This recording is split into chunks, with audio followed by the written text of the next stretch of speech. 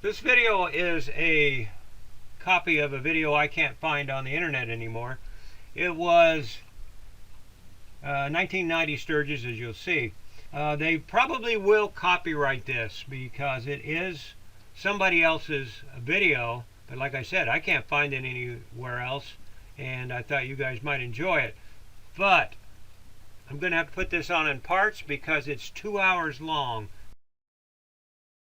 I would also like to thank Harley-Davidson and Miller Brewing Company for being official sponsors of the 50th anniversary. We're just very, very happy to see these major corporate sponsors like Miller Brewing and Harley-Davidson get involved in this thing, and we're really gratified that they're so happy with what they get for their dollar in terms of our program. So we think we're just very happy with the whole situation here at the 50th annual rally.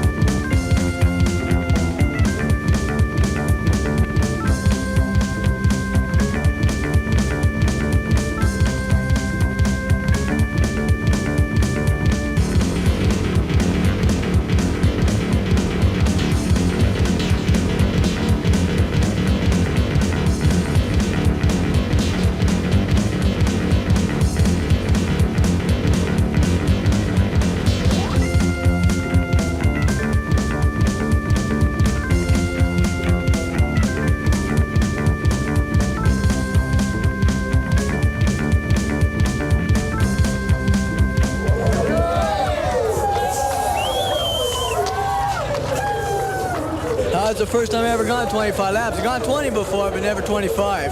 I got the whole shot and I hung on to it. And I said I couldn't believe I got the whole shot to start with. And I kept hearing somebody on my rear the whole time. And I was getting tired about 15 laps. I said, man, I'm getting tired. And all of a sudden I hear bikes again. I said, shoot, man, I got to keep on going. I just pushed it and kept pushing and pushing it. And I was praying for the white flag. When I saw the white flag, I knew I was home free. How was the track? Track's a one-liner, not a whole lot of passing. It's a hard track to ride. You'll whole shot it if you can hold a good line and without making a mistake. More likely you'll win it, and that's all I did. There was faster guys behind me, I know. I just was consistent and hard and didn't make no mistakes, and that's what won it tonight. And that's what would win it tonight. Anybody could have done it. This is probably the second happiest day of my life next to marrying my wife. I gotta say that. She's here. You guys, something to win a national championship. When you go out and win a national in a race, you've really done something. Well, this guy held the #1 plate 2 years in a row. He was the Grand National Champion 1951, 1952, riding an Indian. He won Daytona Beach 200 miler on a BSA in 1954. He won the Dodge City 200 miler on a Norton, Manx Norton in 54. 52. 52. So this guy's been around, like I said, I met Bobby the first time. All I ever saw was a number 1 on his back. That's as close as I got for years, reading that number 1 going away from me. And we're awful happy to have Bobby out here. He's a legend racer and on an Indian and just a super guy. Thank you, Al. You summed it up pretty good. We've been coming out since I come out in 1952, and I haven't been back since 1952, and I felt this was a good time to come out at the 50th anniversary. And I'm real proud that I come out because we've had a great time. Everybody's treated us so good. It's unbelievable. A few years ago, we had where the Banditos were on one side of the street downtown and the Hells Angels on the other side, and we were ready for a war. And they came up the short track and got me, and I stood out in the middle of the street with the 2 head guys, Sonny Barger and the guy from the Outlaws, or not the Outlaws, the Banditos, and talked to them and told them, I said, you guys understand firepower, because they all had it, and I said, we've already notified the National Guard. If you guys screw this thing up, they're going to lose Sturgis. So the Banditos rode out of town first with a police escort, and then the Angels followed them. That was the end of the whole thing. Because we thought right then and there Sturgis was over and done. Because they were standing on Main Street, and every guy, I think every one of those guys had a gun on them. But we brought in the National Guard, told them to bring out their AR-16s, and they looked around. I said, that much you guys understand? They said, yeah, you bet, no problem. They shook hands, and away they went. Now this year the Outlaws are here. They've never been in Hells Angels territory before. They signed a truce so that they could come. The Outlaws, they tell me, can't come west of the Mississippi. But the Angels said, as long as this is the 50th, we want no trouble. So they come in, they shook hands. The Outlaws are camped out by the short track, 158 of them, I believe. And now they're mingling around Sturgis. That's this amazing place. You can put 2 groups that are actually at war, come out here and have a great time, walk around, just look at each other, and everybody wears their colors, and it's no problem.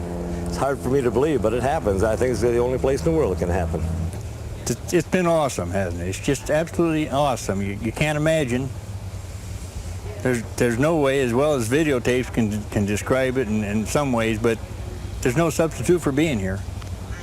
And there were a lot of people that showed up. Did you expect, I mean, there were all kinds of wild estimates being thrown around a month ago, but... Well, I didn't expect this many, but of course, nobody knew how many we had last year. We knew this was going to be a lot bigger. I just picked up the local paper, 300,000 they say. That's a lot of people for a small town of 5,000. Said the total population of South Dakota increased by nearly 50% because of the motorcycle rally.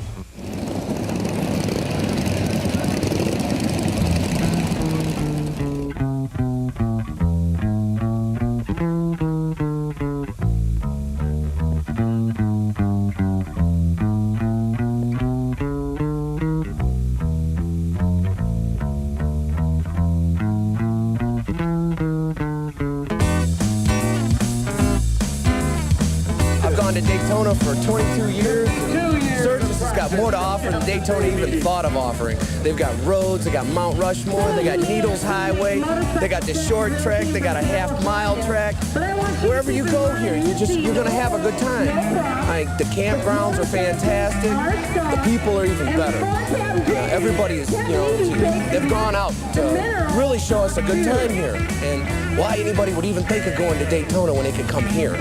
I can't figure that out. I mean, I'll be 80-some years old when the 100th comes around. I hope to God I'll be here on my damn 84 wide glide, sitting right here. Just like how these old Indians and these old Harleys pull up, I'll pull up on my 84 and they'll say, oh, look at that ancient thing.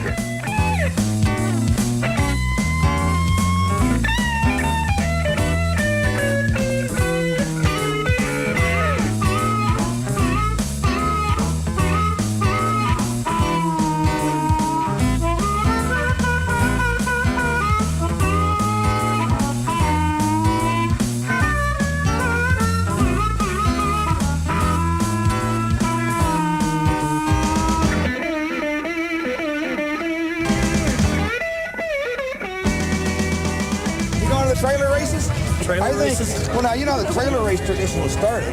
When? Well, that's when that fella bought a brand new Harley Davidson back in down West Chester, Pennsylvania, or some darn place, and rented him a car with a U-Haul flatbed trailer and put the Harley Davidson on it, on the back. Brand new Revolution. And that's how the trailer races got started. Well, now, let me finish. Anyhow, he's going down the road, and the trailer passed him up when he was still in the car. And the trailer, I guess, hit a guardrail in it. The bike and trailer parted company, of course, damaging his new Harley. When he got to camp, we asked him, well, you know, in the first place, why was your new Harley on a trailer? And why did it come off? And he said that he had the wrong size ball on the hitch. So we found out that the trailer races have incorrectly sized balls. Trailer racers? Yes, that's what it's all about. Trailer racers have the wrong size balls. Now, I don't know about the pickup truck crew. But They don't have any balls.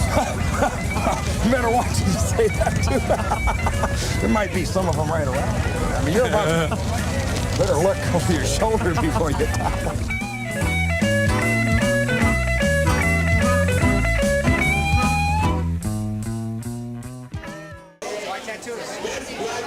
This is the first one I got, and I just like roses.